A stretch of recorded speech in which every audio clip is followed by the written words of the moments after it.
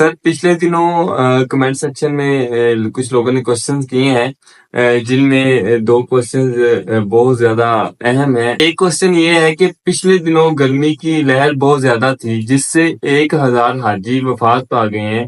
یہ جو گرمی کی لہر ہے اس قدر شدید کیوں ہوئی ہے؟ دیکھیں، یہ جو گرمی کی لہر ہے نا، اس حوالے سے ہمیں دو طرح دیکھنا پڑے گا۔ ایک تو دیکھنا پڑے گا پوری دنیا کے حوالے سے، اور دوسرا ہم دیکھ سکتے ہیں اپنے علاقے کے حوالے سے یا جہاں ہم رہتے ہیں پاکستان کے حوالے سے۔ تو پوری دنیا کے حوالے سے جو آپ نے بات کی ہے کہ اس میں یہ اس خطے میں ہی پورے جو گرمی کی لہر آئی ہے، اور سعودی عرب میں 1000 حجاج اکرام جو ہے نا جی وہ فوت ہو گئے ہیں گرمی کی لہر سے۔ تو یہ بڑی الارمنگ خبر تھی کہ دیکھیں نا، سعودی عرب میں تو اس وقت جدید ترین سہولتیں بھی ساری میسر ہیں، جگہ جگہ ایئر کنڈیشنر لگے ہوئے ہیں، پانی کا انتظام ہے، اور بہت ساری سہولتیں جو انسان ممکن کر سکتا ہے وہاں پر وہ دی جا رہی ہیں۔ لیکن اس کے باوجود جو ہے نا جی وہ برداشت نہیں ہو سکی گرمی، 1000 حاجی فوت ہو گئے۔ ہم ان کے لیے دعا گوائیں، اللہ تعالیٰ انہیں اپنی رحمتوں سے نوازے۔ لیکن جہاں تک عالمی سطح پر اور یہ پورے خطے میں گرمی کا تعلق ہے نا، اس کا تعلق گلوبل وارمنگ سے ہے۔ دیکھیں، پوری دنیا جو ہے نا جی، ہم نیچر کو ڈسٹرب کر رہے ہیں۔ کتنی ہم مطلب گیسیں پیدا کر رہے ہیں، دھواں پیدا کر رہے ہیں، اور آلودگی ہم کتنی قسم کی پیدا کر رہے ہیں۔ آلودگی کی آپ قسموں میں ہم بات کرنا شروع کر دیں تو بات بڑی لمبی ہو جائے گی، کہ اس میں صنعتی آلودگی بھی ہے، اس میں ہماری اپنی جو معاشرے کی آلودگی بھی ہے، اور اس میں بہت ساری ایسی چیزیں ہیں جو ہوا کو یا اس کو آلودہ کرتی ہیں۔ تو ان سب کا ایفیکٹ یہ ہے کہ جو نیچر ہے وہ ڈسٹرب ہو رہی ہے۔ تو اس میں نا غیر معمولی تبدیلیاں آ رہی ہیں، کہیں ضرورت سے زیادہ بارشیں ہو جاتی ہیں، کہیں ضرورت سے زیادہ اچانک برف ہو جاتی ہے، کہیں ضرورت سے زیادہ اچانک بادل پھٹ پڑتے ہیں، اور وہ ایک طوفانی بارش جسے کہتے ہیں کہ پانی کا ایک سیلاب آ جاتا ہے اوپر سے، اور کہیں خشک سالی اتنی ہوتی ہے کہ وہ بالکل ہی جو ہے نا جی ہر چیز فنا ہو جاتی ہے۔ اب جگہ جگہ بعض اوقات آگ لگنی شروع ہو جاتی ہے، ریز اتنی پڑتی ہیں، گرمی اتنی پڑتی ہے۔ تو یہ چیز جو ہے نا، یہ انڈیکیشن ہے اس چیز کا کہ جو توازن ہے نا فطرت نے قائم رکھا ہوا ہے، وہ توازن کہیں نہ کہیں ہماری حرکتوں کی وجہ سے ڈسٹرب ہوتا ہے، جس کی وجہ سے جو ہے نا جی یہ دنیا کا جو نظام ہے نا، یہ بھی اس میں ایسے اثرات مرتب ہوتے ہیں جس سے ہمیں نقصان ہوتا ہے۔ اس کا تعلق تو ہے دنیا سے۔ تو ظاہر ہے کہ تو پوری دنیا کے معاملات تو اب دنیا کے ساتھ ہی دیکھیں گے، ہم نے اپنا حصے کا رول پلے کرنا ہے پوری دنیا کے۔ آج تو شاید اس کی اتنی احساس نہیں ہے، لیکن میں سمجھتا ہوں کہ آئندہ یہ UNO جو ہے، اقوام متحدہ جو ہے، اس کے لیے سب سے بڑا درد سر جو ہے نا جی وہ ماحولیات ہی بننے والا ہے۔ یہ گلوبل وارمنگ اور موسمی تبدیلیاں اگر انسانوں نے اس طرف توجہ نہ دی تو یقین جانیے یہ تو نقصان کچھ بھی نہیں ہے جو ہوئے ہیں، یہ اس سے بڑے بڑے نقصان بھی ہو سکتے ہیں۔ سر پاکستان میں جب گرمی کی شدت بڑھتی ہے تو گورنمنٹ اسکولوں اور دفتروں کو چھٹیاں کر دیتی ہے۔ گورنمنٹ کے پاس چھٹیوں کرنے کے علاوہ کوئی اور حل نہیں ہے؟ یہ بڑا اچھا آپ نے سوال کیا ہے کہ ہمارے ہاں اس طرح یہ ہے کہ ہم خطرے کو بھانپ کے نا جی آنکھیں بند کر لیتے ہیں کہ شاید خطرہ ٹل جائے گا۔ یہ چھٹی کرنا تو کوئی حل نہیں ہے کہ ہم اس موسم کی شدت سے لوگوں کو کس طرح بچائیں یا اس کے اثرات سے کس طرح بچائیں۔ دیکھیں، دنیا میں اکثر ایسے ممالک ہیں جہاں موسم بڑے سویر ہیں، کہیں شدید گرمی بڑھ رہی ہوتی ہے، کہیں شدید سردی بڑھ رہی ہوتی ہے، کہیں شدید بارشیں ہو رہی ہوتی ہیں، لیکن وہ کاروباری زندگی نہیں رکتا۔ تو ہمارے ہاں یہ کیا ہے کہ زیادہ بارش ہو جائے تو ہم کام کرنا چھوڑ دیتے ہیں، زیادہ گرمی پڑ جائے تو کام کرنا چھوڑ دیتے ہیں۔ تو اس طرح نہیں ملک آگے چلتے۔ ملک کی ترقی کے لیے تو ہم تو بہت پہلے ہی بہت سارے پیچھے ہیں، تو ہمیں تو اس زمن میں اور زیادہ محنت کی ضرورت ہے، لیکن ہم موسم کی شدت کی بنیاد پر چھٹی کر کے بیٹھ جاتے ہیں۔ تو اس کا حل یہ ہے کہ اس کے متعلق غور کیا جائے، اس کا کچھ سوچا جائے۔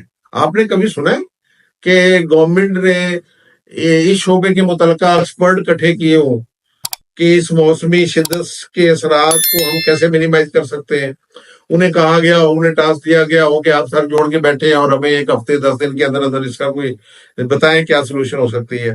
یا جو اتنی یونیورسٹیاں ہیں ہمارے ہاں، ان میں جو کنسرن ڈپارٹمنٹ ہے جو اس ایشو کو ڈیل کر سکتے ہیں، ان کے اسٹوڈنٹ کو آپ نے انگیج کیا ہو کہ آپ بتائیں بھائی نوجوان نسل اور ایکسپرٹ کی مشترکہ بھی آپ مطلب ہے کہ ان کی ٹیمیں بنا سکتے ہیں کہ اس کا کوئی حل نکالے بھائی، اس کا کیا حل ہو سکتا ہے؟ ایک تو سیدھا حل تو ہے، وہ تو ہر آدمی کو پتا ہے کہ جتنے مطلب ہے کہ زیادہ درخت ہوں گے موسم کی شدت کم ہوگی۔ آپ دیکھیں نا پریکٹیکل لائی پہ، اگر آپ دھوپ کی شدت ہو تو آپ کیا کریں گے؟ آپ فوری طور پر کسی درخت کے نیچے جو ہے نا کھڑے ہونے کی کوشش کرتے ہیں، اگر آپ تاکہ گاڑی بھی نہیں درخت کے نیچے پارک کرنے کی کوشش کرتے ہیں۔ تو اگر درختوں کا آپ کے قریب کوئی جھنڈ ہو، زیادہ بڑے درخت ہوں اور زیادہ گھنی چھاؤں ہو، تو پھر آپ سنگل درخت کو چھوڑ کے آپ اس گھنی چھاؤں کی طرف موو کریں گے گرمی کی شدت سے بچنے کے لیے۔